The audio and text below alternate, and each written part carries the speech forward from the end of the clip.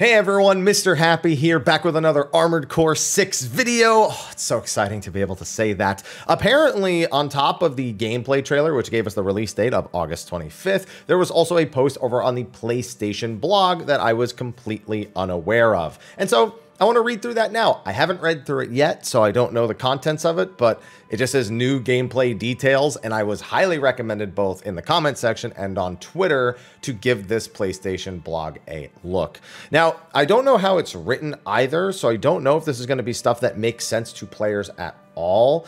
It has been a long time since I've actually played Armored Core because, like I said in the last video, it's been over 10 years. Oh, it's been 10 years since Verdict Day, basically, at this point. And by then, I was already kind of weaning off because, like, I was getting into Final Fantasy 14 time, you know? So I'll do my best to explain certain concepts, how I remember them from Armored Cores 1, 2, 3, and 4, and a little bit of 5. But otherwise, hopefully, they've worded some of this so that a brand new player understands it, because Armored Core is full of jargon and references across the different games and comparisons in the past. So let's see how it ends up going.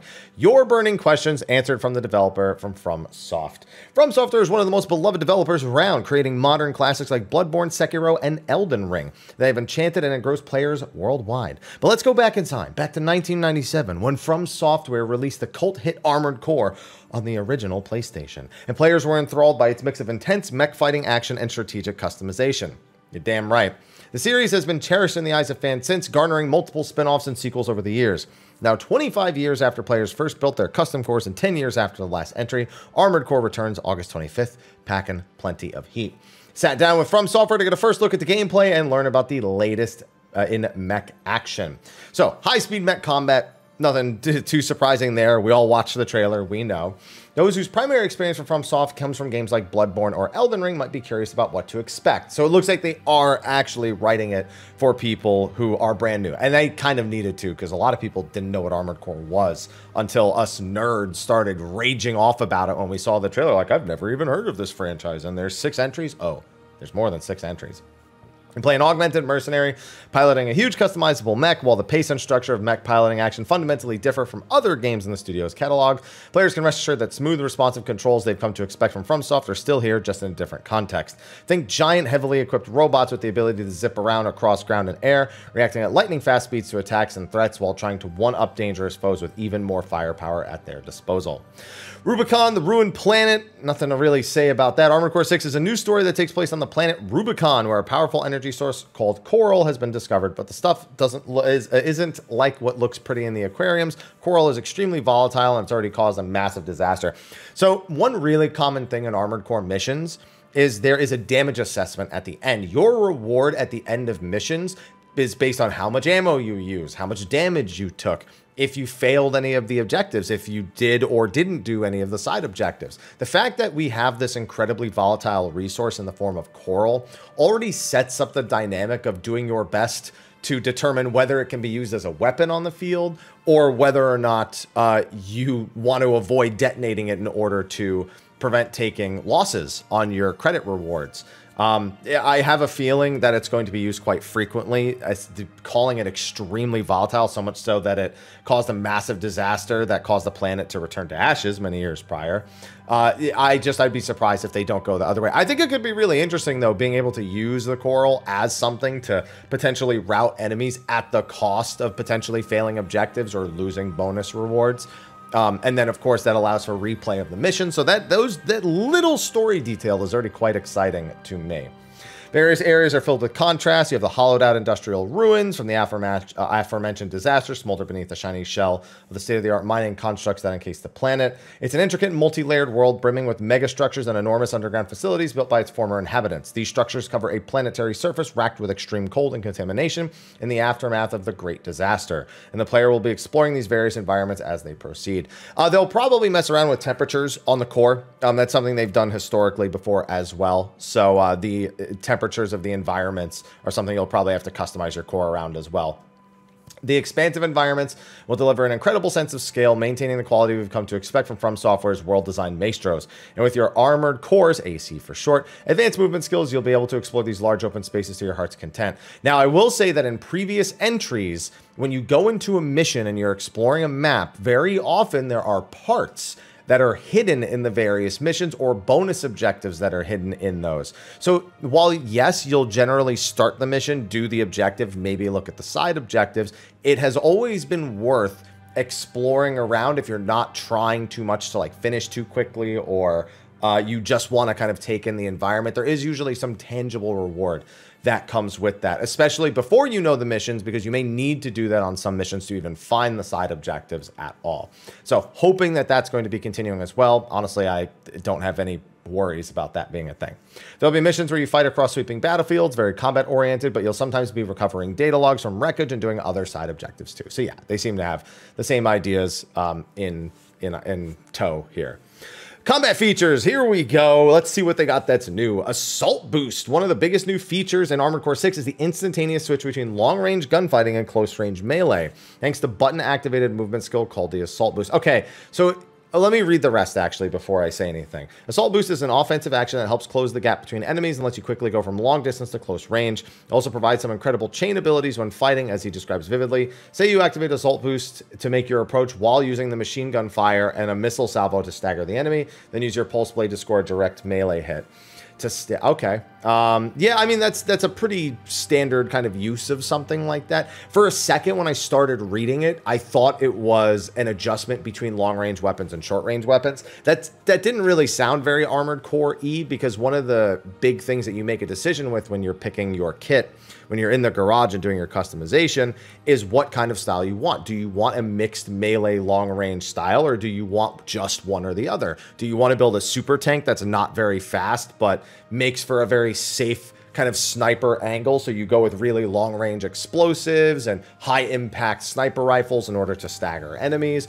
Or do you try to go for something that's zippy and hard to hit while running shotguns and SMGs and stuff like that? So it would have been really weird if my initial interpretation had happened and there was like entirely different modes. But it seems like the Assault Boost is just a quick way of closing the gap, which is weird. That doesn't sound that much different than others. I guess I'll need to go back and look at the trailer and see if I can spot the particular Assault Boost. Because, I mean, you can zip around and zip forward, and there's all sorts of things we've used to close the gaps in other ones, but this sounds like it'll be more zippy. Like, generally, going left and right and dodging like that is very quick, but dashing forward is usually something that, while a little fast, is not always, like, the most high-octane thing. So this just sounds like a faster way of doing that kind of stuff. Stagger, another addition. I don't know if I'd call stagger. I guess let me read it first. Is the stagger element. If an AC takes too many hits over a short period of time, its altitude control system will be overloaded, making it vulnerable for a short time. It sounds kind of like a mix between overheating a mech and actually having a high impact physical round. So in previous games, you have, and I'm going to say in previous games because, you know, we don't know everything about Armored Core 6 yet. You usually have a choice between the types of weaponry, and the impact of the actual attack that you're using has a very, very distinct effect depending on what you're going up against. So lighter cores or lighter robots tend to be highly susceptible to high impact shots, something like a shotgun or a long-range sniper rifle or something of that matter. And what usually happens is if you can get the right angle and you can continuously land hits, you can actually kind of just force them to stall out over and over again. It becomes like a stun lock in a sense. And that kind of sounds like what's happening here. However, another thing you can do is drastically overheat an enemy and have similar effects that you need to wait for their cooling to process. And then you normally need to, like, if that's happening to you, you need to work on your Armored Core's cooling and things like that. Both continuous hits and big powerful strikes will cause staggers. So it sounds like it's kind of in the same vein, but they're giving it a bit more life, encouraging you to keep up the pressure on opponents. The damage inflicted to an enemy's stagger gauge varies from weapon to weapon. It can also be affected by factors like distance, adding additional strategy and equipping and using these armaments. Yeah, it sounds like it's just a slightly more advanced, like it wasn't officially called stagger before, and this is a more direct version of stagger. It doesn't sound like a Final Fantasy. I guess it kind of sounds like a Final Fantasy 13-esque stagger, but it's not going to function anything like that. You know, it's just if you can stop them. And honestly, sometimes you stagger an opponent just long enough and you land like a close range combo, or you then just loop them and it's over in no time at all. So Yeah, I mean, this still sounds fairly standard. It sounds like they just gave it a more official name and maybe worked it into the mechanics more.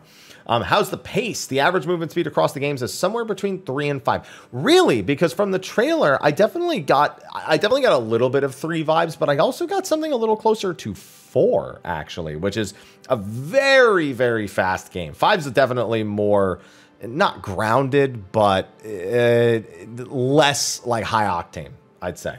But Armored Core 6 has been developed to bolster the changes of tempo in combat. With the instantaneous bursts of speed and sudden changes of tempo, combat can often reach the dizzying heights of Armored Core. Yes, even they said it.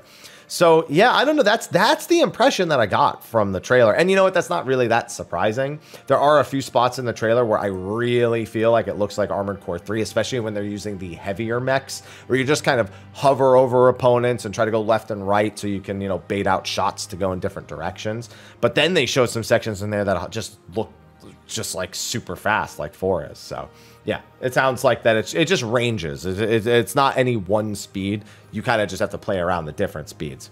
Challenging bosses. I made mention in the trailer that the bosses look like the thing they pulled away from Souls games the most, because the bosses were way more involved, it looked like, than pretty much any of the previous Armored Core bosses. Again, I said it there, but most of the time the bosses against the other Armored Cores are the more high octane and personal like battles, and they're more like duels than they are like boss battles. But sometimes they may throw 2 of them against you at once, and then maybe there's like a gauntlet of them, and there's all sorts of scenarios that they can put you in. But very few of the other robots that you fight, and there are quite a few, feel like bosses as much as they feel like they're a stage all in of their self. I keep referring to the Spirit of Motherwill, which is probably one of the most notorious giant base-like mechs that they have in the old game, so much so that they've used it in a couple of different ones. But I don't know. I can't really think. I guess the massive, what's it called? The massive MT, I think it's called, from Armored Core 3. That thing definitely felt like a boss battle. But it's still really just a bunch of missiles and projectiles flying at you without any real, like, you just kind of have to not get hit by them and then shoot the boss. You know, there's not really like a whole like phase or different attacks. It's a lot of understanding your space and keeping track of all the projectiles with a few tight dodges in there. Whereas these seem like they have different attack patterns and different behaviors depending on whether you're close or far, and that looks to be a lot more fun, in all honesty. There'll be a rich variety of powerful enemies of all shapes and sizes, huge combat helicopters, heavily armored mobile turrets, and unmanned heavy demolition machinery that's programmed to indiscriminately crush intruders. Armored Core 6 will offer a number of explosive battle experiences that challenge players to fight against the odds and overcome these ginormous, more abnormal mechs. In addition to these larger bosses, you'll occasionally fight against other Armored Cores and humanoid mechs in high-octane duels, and in Grand From Software tradition, it may take several attempts and some experimentation to fully learn and adapt to a boss's quirks. So better prepare yourself, as Armored Core 6 will offer a number of cathartic, explosive battles. Yeah, I'm really excited for the bosses. That was my highlight for the trailer by far. I can't wait till they give us like a breakdown of like the garage and all the custom features there. There's a lot to go over, and I really should make some videos going over some of the old Armored Core games, but I almost want to just wait for them to release stuff, because it could be a lot of fluff information that's not as relevant in Armored Core 6, but I'm hoping it is relevant in Armored Core 6. And there you go, build the perfect AC, so maybe it will be. Customization is a key part of the Armored Core experience. You have access to an assortment of parts to upgrade and fine-tune the power of your Armored Core. 4 slots for holding weaponry, 1 in each hand, 2 on the back, give you a lot of space. Now, here's the thing. It's funny because they do specifically call out those 4 slots. I can tell you, it's not always only those 4 slots. Sometimes in classic games, your body piece can release orbital cannons that provide cover fire. There's sometimes other things that are mounted in different parts of your core that can be things like flares in order to, you know, draw missiles away, or something that disrupts radars or whatnot. So while yes, those are the weapons, the number of functions the core has that can sometimes lean into weaponry can be a lot more explosive. I think in Armored Core 3, one of the body cores is actually like a full-blown like laser weapon. I'm trying to remember. I feel like that's one of them. That might be 4 also, but Yeah, there's all sorts of functionality that can stretch beyond the limits of those 4 slots. Bazookas, Gatling guns, split missiles, plasma rifles, all the perennial favorites. There's a bunch of new close-range weapons, too. Yeah, it seems like they actually want to push close range. Realistically, you play a lot of Armored Core of the old ones at mid-range, because going in for close range was sometimes a little bit tough. Usually you had to kind of just outmaneuver and go for a single massive point-blank blow, and then maybe repeat that a couple of times, and that was how you would win. Or throw a few like laser blade swings out there in order to try to put pressure on when you're mid-range. You know, you zip into close range, go for the swing to put on the pressure, and then that gives you a little bit of room to create some space afterwards, because they have to avoid that, and they have to make sure they don't get punished for that. Or you could just use it as a means of punishing if you manage to get a high-impact stagger shot, or if you notice that they're maneuvering in an incredibly inefficient manner. One aspect we focused on in Armored Core 6 is melee weapons exclusively equipped to the left hand. This can include a cluster bomb thrower, a chainsaw, or pulse blades, lances, and other more idiosyncratic weapons. That's exciting. That's very exciting. It's pretty much just like laser blade, pulse blades, and like shotguns. And there's like a couple of other things, like very, very basic short range stuff for the other games. So that's very, very cool. Since the main weapons are firearms, the melee weapons are more focused on the strength of individuality. Cool. And add in custom paint jobs and livelies, you'll be able to create your own unique Armored Core in no time. The arena is back. More good news for longtime Armored Core fans. You're damn right. If the arena wasn't back, I'd be mad. A much cherished mode where you can fight a series of battles against a wide array of specially customized mechs makes it its return to Armored Core 6 as a combat aptitude evaluation program, simulated training exercise. There are lots of different Armored Core frames and lots of colorful characters to fight in the arena, so I hope players confront them and all aim for the top rank. You can even encounter the real versions of these opponents while in missions. Oh boy, you can. Sometimes you beat something in the arena and you're like, that was awesome. And then they show up as an enemy in a mission. Sometimes they even show up as an ally in a mission. And that can be very exciting as well. These are more formidable than their simulator counterparts and will confront the protagonists with their own ideals and motives in the heat of battle. Yeah, they'll normally be talking mad smack to you. Perfecting your combat skills won't be the only reason you'll want to return to the front line. There will be multiple endings to Armored Core 6's narrative. Yeah, that's a classic thing as well. Well, sort of. Normally, Armored Core 6, you kind of choose the companies you align with, and that changes the motivations of the character. But the ending is normally close to similar, if not completely similar. So it sounds like they're expanding on that and creating multiple endings, with new paths opening up on subsequent playthroughs, giving players plenty of incentive to explore the world and story throughout. What will be the ultimate fate of Rubicon? That's all up to you. Yeah, with the pedigree from FromSoft and the long-running series behind it, Armored Core 6 is going to be one to watch for fans of intense, challenging action games. Prepare for mech action-packed summer when Armored Core 6 launches for PS4 and 5 August 25th. Honestly, everything I'm seeing, like, obviously, yes, they can say all these things. It has to deliver at the end of the day.